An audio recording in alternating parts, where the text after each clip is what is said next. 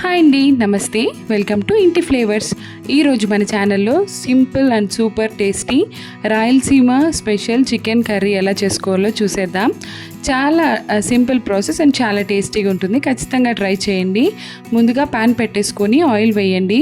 Oil heat ఎక్కిన తర్వాత ఒక 4 నుంచి 5 ఇలాచీ వేసేసి 2 బిర్యానీ ఆకులు వేసుకున్నాను. నేను ఈరోజు 1 కిలో చికెన్కి చెప్తున్నానండి.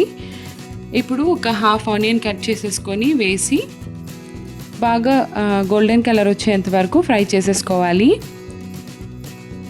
చికెన్ మంచిగా వాష్ చేసేసుకొని నీళ్ళన్నీ వంపేసుకొని చికెన్ మొత్తం యాడ్ చేసేసుకోండి. నేను ఇక్కడ స్కిన్లెస్ చికెన్ తీసుకున్నానండి. ఇప్పుడు బాగా మిక్స్ చేసేసుకోండి ఒకసారి అలా.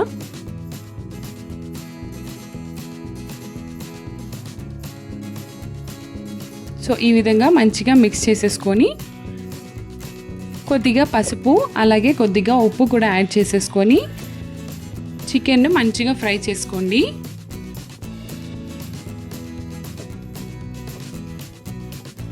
సో ఉప్పు పసుపు మొత్తం చికెన్ ముక్కలకి బాగా పట్టుకునేంత వరకు ఫ్రై చేసుకోండి. అండ్ చికెన్ వేసిన తర్వాత ఇందులో వాటర్ వదులుతుంది కదండి, ఆ వాటర్ మొత్తం కూడా ఆల్మోస్ట్ ఎవాపరేట్ అయిపోయేంత వరకు ఫ్రై చేసుకోవాలి. సో ఈ స్టేజ్లో నేను అల్లం వెల్లుల్లి ఆనియన్ అలాగే దాల్చిన చెక్క ఇంకా లవంగం జీడిపప్పు పలుకులు వేసి చేసుకున్న పేస్ట్ కూడా యాడ్ చేసేసుకుంటున్నాను. అది మొత్తం పచ్చివాసన పోయి బాగా ఫ్రై అయిన తర్వాత ఇంకా టొమాటో అలాగే కొత్తిమీర వేసి చేసుకున్న పేస్ట్ కూడా వేసి మంచిగా కలిపేసుకోండి. ఇది కూడా పచ్చివాసన పోయేంత వరకు ఫ్రై చేసుకోవాలి.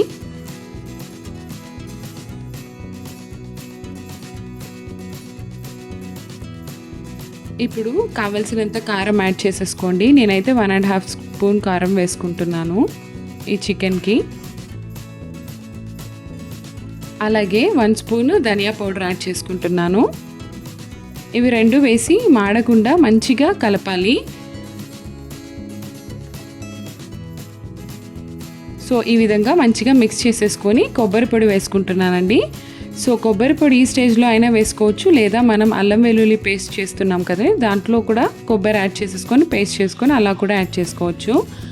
సో కొబ్బరి పొడి వేసి కొద్దిగా మిక్స్ చేసిన తర్వాత మనకు కావాల్సినన్ని వాటర్ యాడ్ చేసేసుకొని బాగా మిక్స్ చేసేసుకొని మూత పెట్టేసుకొని ఉడికించేసుకుంటే, అంటే మనకి గ్రేవీ కన్సిస్టెన్సీ థిక్గా కావాలంటే థిక్గా పెట్టుకోండి, లేదా కొంచెం వాటరీగా ఉన్నా పర్లేదు అంటే మీకు ఇష్టం వచ్చినంత కన్సిస్టెన్సీ వరకు పెట్టేసుకోండి. అలాగే ఈ విధంగా ఆయిల్ మొత్తం పైకి తేలిన తర్వాత కొత్తిమీర చల్లేసుకొని దించేసుకోవడమే. ఎంతో tasty and yummy chicken curry అయితే రెడీ అండి. ఇది చపాతీ, రోటీ, పరోటా, ఇడ్లీ, దోశ, ఇంకా రాగి సంగటి, బగారా రైస్ ఏ దాంట్లోకైనా చాలా టేస్టీగా ఉంటుందండి. ఖచ్చితంగా ట్రై చేసి ఎలా ఉందో కామెంట్ చేసేయండి.